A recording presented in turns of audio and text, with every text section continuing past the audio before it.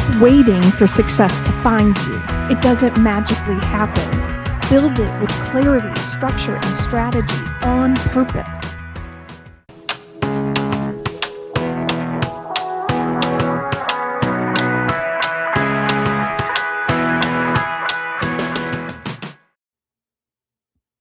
Close your eyes for a second, unless you're driving, of course. I want you to imagine you're at your desk. To your left, your coworker is loudly chewing an apple.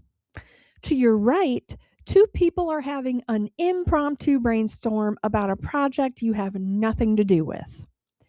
And across the room, someone's phone is vibrating endlessly on a hard desk.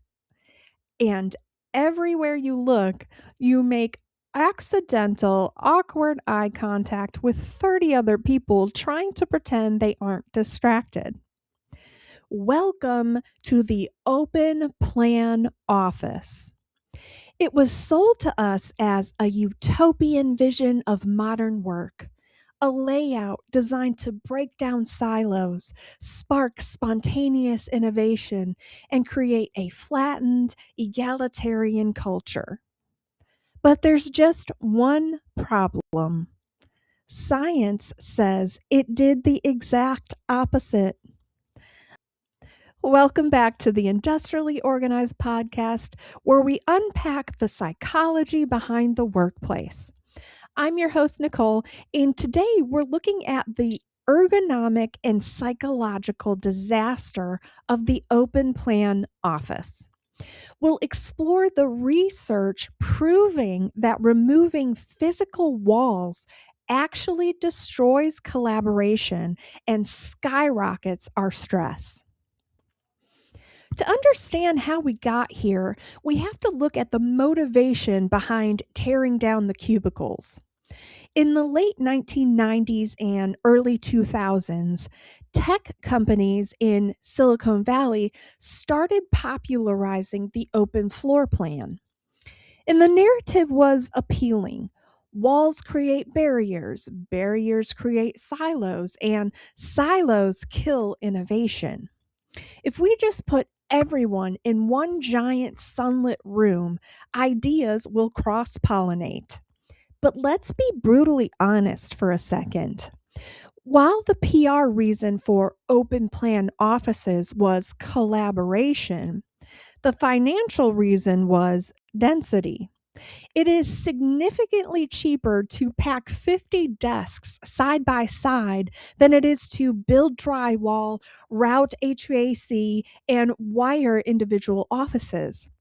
It was an exercise in real estate efficiency disguised as a cultural revolution. And for a while, we bought it. But industrial organizational psychologists started studying these environments. The data revealed a very different and highly uncomfortable reality. They found that the first major issue with open plan offices is the physiological and psychological toll of constant exposure. Humans are biologically hardwired to monitor our environments for threats. When you are seated in the middle of a room with people walking behind you, your brain is constantly on a low-grade alert. Psychologists refer to this lack of visual and architectural privacy as the Panopticon effect. You feel like you're always being watched. This forces employees into a state of continuous impression management. You can never just relax and think. You have to look like you're working hard at all times. Furthermore, let's talk about the noise. Ergonomic studies show that irrelevant speech, meaning conversations you can hear but aren't a part of, is the single most destructive factor to concentration. When we are exposed to unpredictable, uncontrollable noise, our bodies release cortisol. We become irritable, our cognitive performance drops, and our stress levels compound day after day. You aren't just tired at the end of the day because of your workload. You're tired because your brain spent 8 hours filtering out the sensory garbage of 50 other humans. Now, proponents of the open office will say, yes, it's a bit noisy, but it's worth it for all the spontaneous collaboration. Well, in 2018, two researchers from Harvard Business School, Ethan Bernstein and Stephen Turbin, decided to test that theory. They conducted a landmark empirical study tracking employees using wearable sensors as their companies transition from traditional cubicles to completely open plan offices. The results were staggering. When the physical walls were removed, face to face interactions did not increase. They dropped by a massive 70%. Why? Because human beings crave boundaries. When management took away physical walls, employees built virtual ones. They put on massive noise canceling headphones. They aggressively stared at their monitors to signal "do not disturb." And instead of tapping their desk neighbor on the shoulder, which now felt like performing a play in front of the whole office, they just sent an email or a Slack message. In fact, the Harvard study found that electronic communication actually surged in the open plan layout. The open office didn't foster connection, it fostered isolation. So, what's the solution? The walls are down, the leases are signed, and the furniture is bought. We can't just snap our fingers and put everyone back into private mahogany offices. So, how do we fix it? Well, if you're an HR leader or a facility manager, you need to transition your space toward a concept called activity based working. This means designing the physical environment to support the specific task someone is doing rather than tying them to one single desk all day.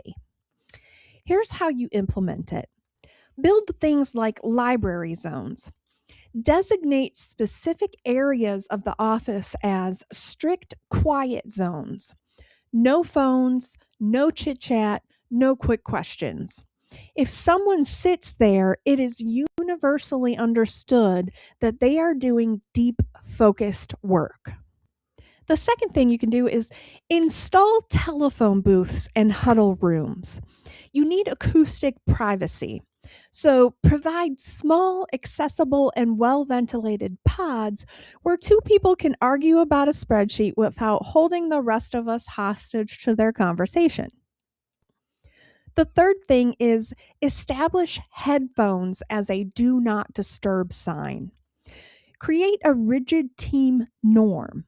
If the headphones are on, you do not interrupt that person unless the building is literally on fire.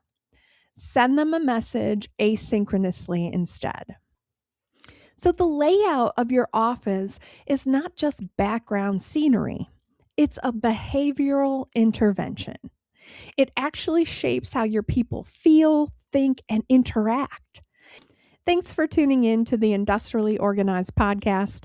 If you found yourself nodding along today, send this episode to your boss, who may be sitting right across from you in your open plan office. Please don't forget to subscribe and follow. Until next time, protect your focus, wear your headphones, and stay organized.